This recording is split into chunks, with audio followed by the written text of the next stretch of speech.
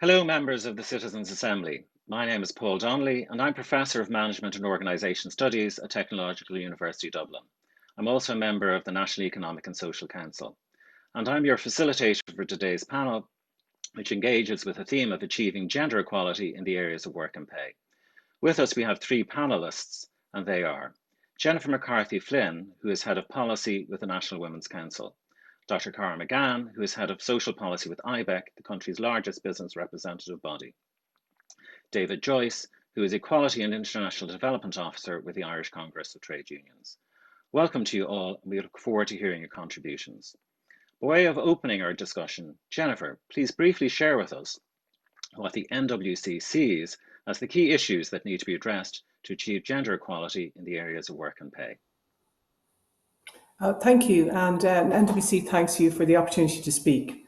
Globally, Ireland performs poorly on wage and income gender gaps and ranks 56th in the world. The economic cost of being a woman, the gender pay gap, stands at 14%. The gap increases over our lives, trebling between the ages of 30 and 40 when women may step away from paid work for care responsibilities. Pay discrimination is one part of the gender pay gap. Other factors include the low number of women at the senior level of economic decision making and Ireland's low pay economy. Almost 1/4 of the workforce is designated as low paid, compared to an average of 15% amongst our economic and social peers. Approximately 65% of minimum wage workers in Ireland are women. Sectors which we recognised as essential during the pandemic, personal and social care services, childcare, have the highest concentration of low pay and precarious employment. People in work represent 14% of all those in poverty in Ireland, and 20% of working lone parents are living in poverty.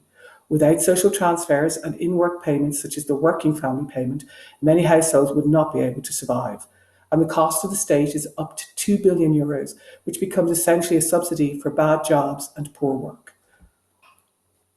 Jennifer, thank you. Cara, likewise.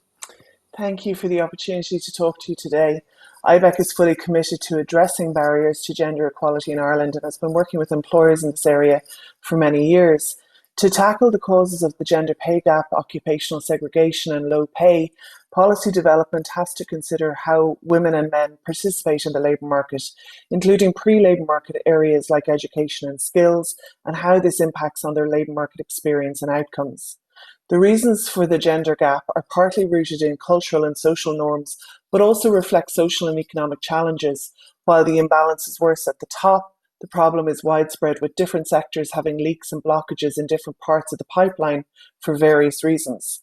Research tells us that the roots of the gender gap lie in how we think of men, women and gender in Ireland. So resolving the issue of gender equality in work will require a whole of society, all stakeholder response.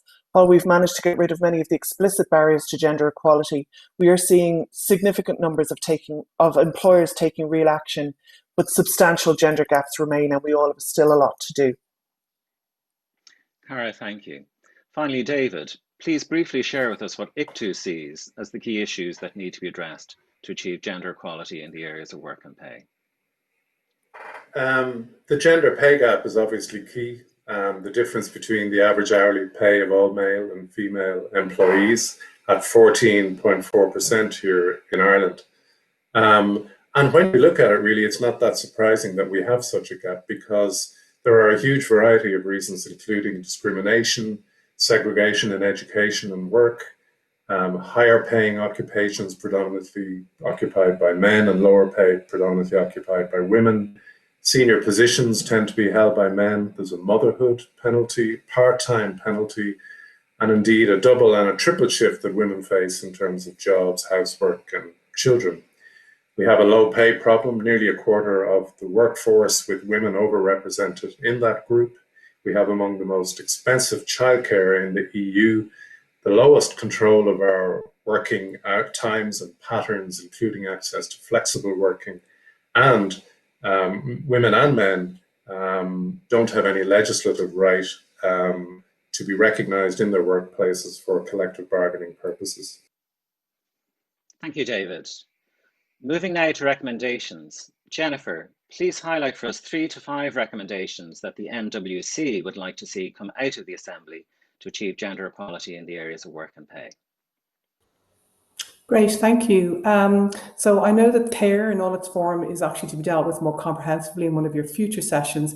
However, it would be remiss not to name it as the key barrier for women's economic equality and the choices that women can make with regard to work. And the best way to address this is through public, universal, affordable childcare. We recommend some additional actions which we believe could result in transformational change for women's economic equality and independence. Those would be bringing in legislation on the gender pay gap, making the minimum wage a living wage, establishing quotas for corporate boards, supporting collective bargaining rights for women workers, and bringing in a flexible working week, such as the 4-day week with no loss of pay. With the gender pay gap, we know pay discrimination was to be addressed by new legislation on wage transparency. The current government must progress this legislation as a matter of priority. This will help us identify where there's a gender pay gap in particular sectors. It will also help us gain access to data, which will then identify the barriers and removing pay inequalities between women and men in certain specific sectors of the economy. When it comes to living wage, we know that both the state and business have a role to play in ensuring that workers' wages are sufficient to cover the cost of living wage. The living wage is a calculation that is made to ensure that work will provide an income floor below which no one should be expected to live. It's part of an international movement, and notable employers such as IKEA, Aldi and Lidl, for example, all support this. The minimum wage is currently €10.10. And so there is a significant gap to the living wage, which is €12.30. Lower rates of female employment and the concentration of women in lower paid jobs and outside of senior management roles are deeply connected to the lack of gender balance in serious economic decision-making forums. International research has shown that only quotas will open up these opportunities for women's economic participation, improve the quality and innovation of boards, and ultimately improve the profitability of companies. Collective bargaining has been shown to provide the greatest opportunity for reducing the gender pay gap and for creating more flexible work options under secure employment conditions. Women must have the right to organise collectively, to bargain on their rights and on the terms and conditions of their work. However, in Ireland, legislation is necessary as our laws currently allow employers to not recognise unions in pay disputes. And finally, we must achieve a better work-life balance. We must challenge our work-first culture and instead champion the importance of family time, leisure time, caring and community work. The National Women's Council is part of the 4-day work week campaign in Ireland, seeking more flexible work arrangements with no loss of pay. We believe this would facilitate a more equal distribution of care between women and men and address the challenges to combining paid work with family responsibilities.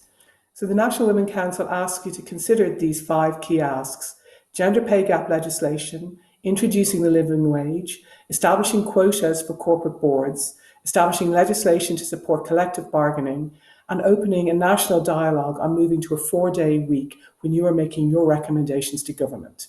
We believe these recommendations represent a clear pathway that would result in real positive outcomes for gender equality in the area of work. Jennifer, thank you. Turning to Cara, please highlight for us 3 to 5 recommendations that IBEC would like to see come out of the Assembly to achieve gender equality in the areas of work and pay. Thank you. You'll have seen the paper that we circulated, which gives you a little more detail on our recommendations around work. But from an IBEC perspective, the first recommendation would be to urgently progress the introduction of an appropriate model of gender pay gap reporting. While reporting alone won't identify or solve all of the causes of the employment gaps between genders, it has the potential to offer a real diagnostic tool to highlight the issues facing specific organisations and sectors to enable targeted responses by all stakeholders, including employers. Knowing why the gap has occurred is the first step to address what causes gender imbalance at work.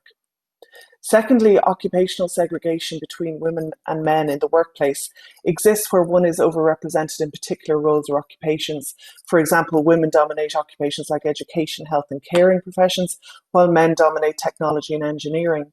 And the roots of this segregation lie in the education system and culture. It stems from the way children are introduced to learning, how certain roles are seen as women's work or men's work, and the roles men and women often assume around caring responsibilities. Schools often fail to offer gendered subjects such as physics or mechanical drawing in girls-only schools, or home economics in boys-only schools, or indeed timetables can pitch gendered subjects against each other. This can lead to career decisions being narrowed at an early stage for students. As a result, while girls tend to outperform boys in education, they may choose subjects that lead them to being concentrated in particular sectors, offering narrower opportunities for higher earnings in later life. Occupational segregation limits employment choice, access to higher level jobs, and facilitates the undervaluation of female-dominated careers. So we recommend the introduction of significant interventions in the education system and teacher training curricula to address subject availability, career choice, gender stereotyping, and role modelling. Finally, we need to examine gender stereotypes and norms which influence the roles that men and women hold. One particularly strong stereotype surrounds the issue of care, child and elder care, and the division of unpaid work in the home, which has a significant impact on work and pay. Women's ability to participate in paid work is constrained by the fact that they spend more time on unpaid work, 4 times as much on care work, and twice as much time on household work as men, making them less available for participation. This is compounded by the lack of affordable quality childcare in Ireland, which often sees one parent, usually the mother, leave the workplace to offset costs. Challenges too need to be made around stereotypes about men and women and care, which encourage the belief that motherhood makes women less ambitious, available, or committed to their career, and that men are not interested in being involved in caring for their child. We need to make it acceptable fully for work and care to coexist without judgments being made. This includes the sharing of parental leave by mothers and fathers. We recommend the implementation of an integrated cross-departmental approach in collaboration with business to address the barriers preventing women fully participating in work and contributing to gender pay gaps. This would need to address structural issues like the cost of childcare, sharing of parent-related leave, supporting returners in the workplace, and challenging gender stereotypes and norms built into policies and procedures. Cara, thank you. Finally, David. We would also like to see the gender pay gap reporting legislation completed in the current session. The law is designed to require certain employers to publish information in relation to the gender pay gap in their organizations, and will provide an incentive to employers to create plans to deal with any gaps identified, and also allow prospective employees to see their record in this regard. There's also action at a European level, with the European Commission considering proposals for a pay transparency directive, and we would urge the Citizens Assembly members to support legislating for pay transparency at home and across the EU. The national minimum wage at €10.10 per hour makes up only 82% of the recommended living wage. The European Commission has just published, in fact, draft legislation on fair minimum wages for workers in the EU. So we would also ask for support for the process of aligning the national minimum wage with the living wage in anticipation of the EU fair minimum wages legislation. Collective bargaining, the process in which workers through their trade unions negotiate with their employers to determine their terms and conditions of employment, including pay, hours of work, etc., is one of the most effective ways of tackling inequality. And in calling for improved rights here, we also note the need for more women to be involved in any such negotiations and for collective agreements to be gender-proofed. So we would recommend a call for legislation to grant collective bargaining rights for workers in Ireland.